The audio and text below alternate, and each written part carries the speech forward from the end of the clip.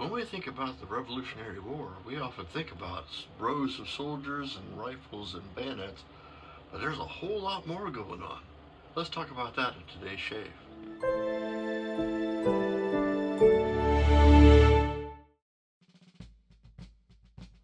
Good morning, my friends. Welcome back for today's shave. We're talking a little bit about the war adjacent stuff. And to me, a lot of that's almost more important than the war itself. What we're talking about, and we brushed upon it a little bit before, talking about logistics. Matter of fact, it was the last shave. That there's people who send the bullet down range, but then there's a lot of people behind that. In the Revolutionary War time, there was always people there to fix things, feed people. Now you had a few, the soldiers carried it like a daily ration while they were marching, but at night they had to put themselves up,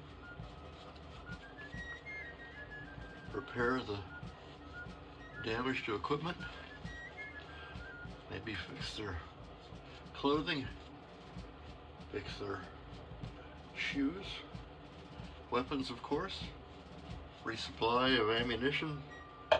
All these things happened with a supply column that often would follow the movement of the soldiers. So, looking into kind of the anatomy of a supply column, you had scouts starting things out, making sure the roads were okay, or finding water and things like that, because that's important. Then you had the infantry element themselves. Then you had the people behind. You had drummers, and you had, the drummers in those days were a signal element, which you'd hear the drums and then you'd respond, moving your people. And then you had powder, and you had artillery. Then you had wagons. A lot of time in the Revolutionary War anyway, pulled by civilians, local people, would have the flour, salt, blacksmiths to repair stuff. You had shoes, and you had flocks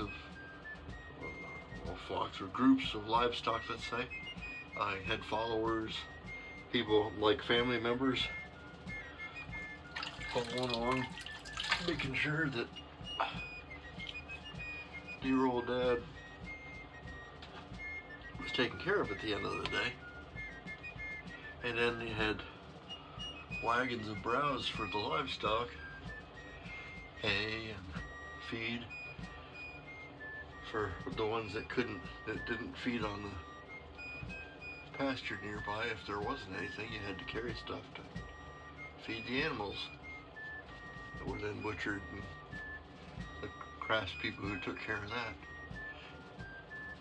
Modern army is referred to as a tooth-to-tail arrangement. Teeth being the working part, tail being everything that follows. And the ratio of people, it'll surprise you. Yeah. For every man fighting in the field today, you see 8 to 10 people behind in logistics and support for that soldier. During the Revolutionary War, that was a little bit backwards. More like 10 to 15 to 1 the other way. But then that didn't take into account all the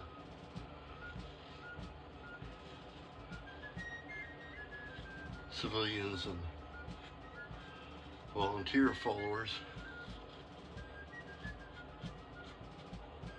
And some of it was for trade.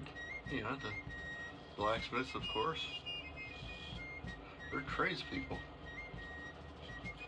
So you might have some along to repair the wagons and stuff, but then they weren't necessarily counted as part of the official logistics chain, but they were there.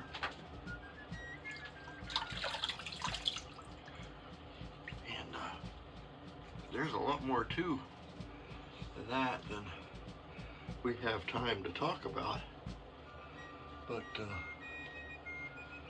lot of times that's forgotten when we talk about the battles, talk about the war, because there were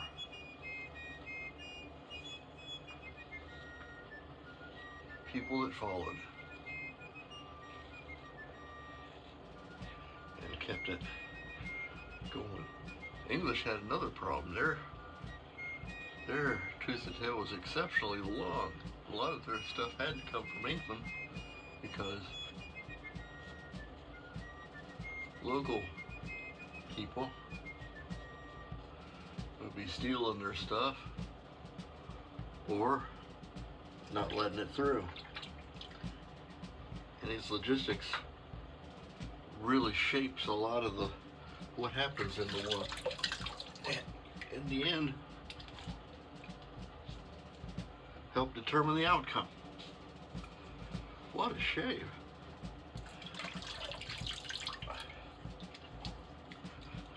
Let's see how we did. Our razor today was a super speed.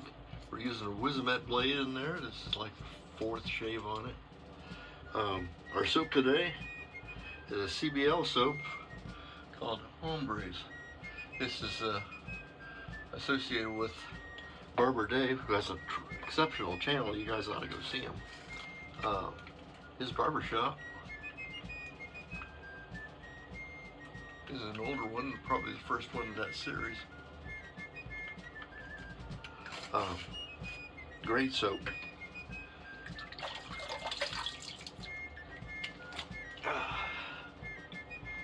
Let's finish up with our.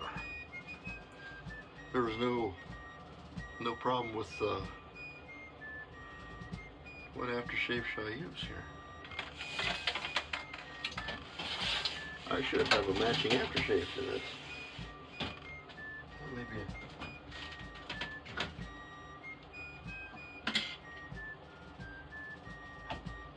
Yeah, I can't put my hands on it directly, so I use another product from Hombres Barbershop called Spaghetti Western. I think this was the second of his series of Western-inspired